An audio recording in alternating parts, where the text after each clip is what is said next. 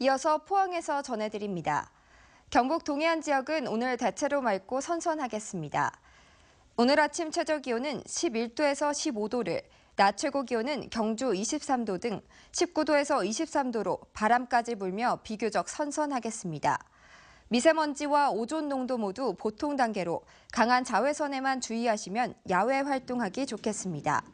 울릉도와 독도에는 매우 강한 바람과 함께 5mm 내외의 비가 내리겠고 동해상에는 풍랑특보가 발효 중인 가운데 바다의 물결은 1.5에서 4m로 매우 높게 일겠습니다.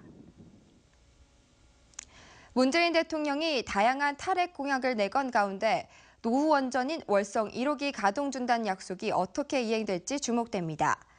월성 1호기 가동 중단은 원전 산업 전반에 큰 파장을 미칠 수 있어 원자력안전위원회와 한국수력원자력도 촉각을 곤두세우고 있습니다. 김영일 기자가 보도합니다. 지난 1월 경주를 방문했던 문재인 대통령은 경주에서 큰 지진이 발생했고 수백 차례 여진도 계속되기 때문에 노후 원전인 월성 1호기는 즉시 가동을 중단해야 한다고 밝혔습니다. 월성 원전 1호기는 저는 아예 영구 가동 중단하고 폐로 절차로 저는 들어가야 된다고 그렇게 생각합니다. 이후 월성 원전 1호기는 법원으로부터 수명 연장 절차에 심각한 하자가 있다며 수명 연장 취소 판결을 받았습니다.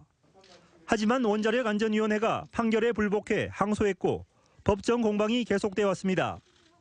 그런데 이 문제에 대해 문재인 대통령은 후보 시절 법원 판결을 존중해 항소를 취하하겠다며 탈핵 단체들과 정책 협약을 체결했고 월성 1호기 가동 중단에 대한 강력한 의지를 나타냈습니다. 기준이라든가 노후 핵발전소의 위험성 그리고 지역 주민들의 안전성 등을 고려할 때 약속했었던 월성 1호기 항소 포기와 폐쇄 절차는 빠르게 진행되는 것이 맞다고 봅니다. 이 때문에 정치권에서는 문재인 대통령이 개혁의 속도를 내는 집권 초기 원안위의 항소 포기를 통해 월성 1호기 가동을 중단시킬 것으로 예상하고 있습니다. 월성 1호기 관련해서는 원안위가 항소를 하고 있는데 이 부분이 그 항소 포기가 이루어지면 월성 원전은 가동이 중단될 것으로 보여지는데 이렇게 월성 1호기 가동 중단이 현실화되면 앞으로 국내 다른 노후 원전도 수명 연장이 불가능해질 것으로 예상됩니다. 또 원전 친화적인 기존의 정책이 탈핵으로 큰 틀의 변화가 예상되면서 원자력안전위원회와 한수원도 새 정부의 지침에 촉각을 곤두세우고 있습니다. 월성 1호기 가동 중단이 원전 산업 전반에 큰 파장을 미칠 것으로 예상되면서 문재인 대통령의 공약이 언제 어떻게 실현될지 관심을 모으고 있습니다. MBC 뉴스 김형일입니다. 한국수력원자력이 울진군에 건설 예정인 신한울 원자력발전소 3, 4호기 시공 설계를 보류했다고 밝혔습니다. 한수원은 지난 22일 설계 용역을 맡은 한정기술에 신한울 3, 4호기 시공 관련 설계 업무를 일시 중단해달라고 요청했습니다. 지난 2월 발전 사업 허가를 취득한 신한울 3, 4호기는 각각 2022년 12월과 2023년 12월 공사에 들어갈 예정이었습니다.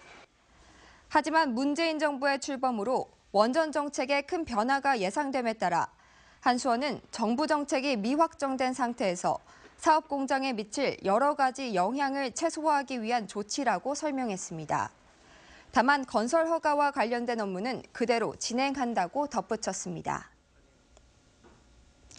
포항의 모 대학 교수가 수년간 대학원생들의 인건비 일부를 챙겼다는 의혹이 제기돼 대학이 진상조사에 나섰습니다. 대학 측은 모 학과 A 교수가 함께 연구해온 대학원생 제자들의 인건비 가운데 일부를 반납금 명목으로 챙겼다는 제보를 받고 확인 조사에 들어갔다고 밝혔습니다. 일부 학생들의 반납금 봉투에 적힌 액수만 수년간 5천만 원이 넘는 것으로 전해졌습니다. 대학 관계자는 학생들이 학교에 알리지 않아 뒤늦게 알고 사실관계를 확인하기 위해 감사를 벌이고 있다며 감사가 끝나야 정확한 진위를 알 수 있다고 말했습니다. 이상으로 포항 MBC 생활 뉴스를 마칩니다. 고맙습니다.